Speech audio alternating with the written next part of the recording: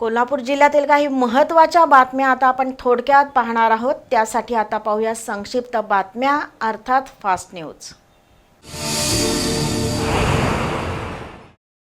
महाराष्ट्र नाभिक महामंडळ, युवक संघटना आणि कोल्हापूर दुकान मालक असोसिएशनच्या वतीनं महापौर रूपाराणी निकम, आयुक्त डॉक्टर राजेंद्र भारुड, विरोधी पक्षनेता राजेश लाटकर आणि स्थायी समिती सभापती विशाल शिराळे यांना प्रत्यक्ष भेटून निवेदन देण्यात आलं।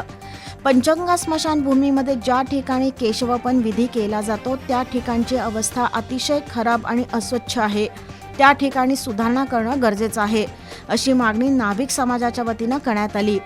त्यावर या ठिकाणी नाभिकांसाठी विविध सुविधांसह जागा उपलब्ध करू असं आश्वासन महापौर रूपाराणी निकम यांनी दिलं।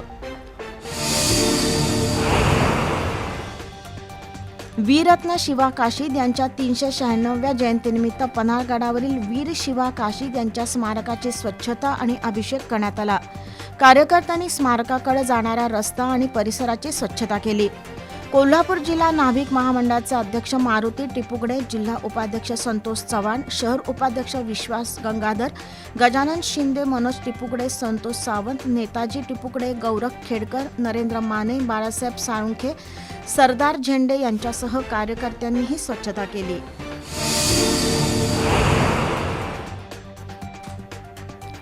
कोल्हापूर महानगरपालिका आणि आर्ट ऑफ लिव्हिंगच्या वतीनं महापौर रूपाराणी निकम यांच्या नेतृत्वाखाली स्वच्छ परिसर आनंदी मन अभियान राबवण्यात आलं। ठिकठिकाणचा कचरा उचलण्यात आला, परिसराची साफसफाई करण्यात आली। आर्ट ऑफ लिव्हिंगचे स्वयंसेवक, महापालिकेचे कर्मचारी आणि महापौरांच्या नेतृत्वाखाली नागरिक या अभियानामध्ये सहभागी झाले होते। जमा झालेला कचरा डेपोकडे पाठवण्यात आला। या उपक्रमामध्ये आर्ट ऑफ लिव्हिंगच्या प्रशिक्षिका डिंपल गजवाणी, धनंजय चव्हाण, करण पवार, राधिका मोरे, डॉक्टर सुरेखा बसरगे, आर्या जाधव, राहुल मोहिते, प्रणव लोले, समीर बखले सहभागी झाले होते।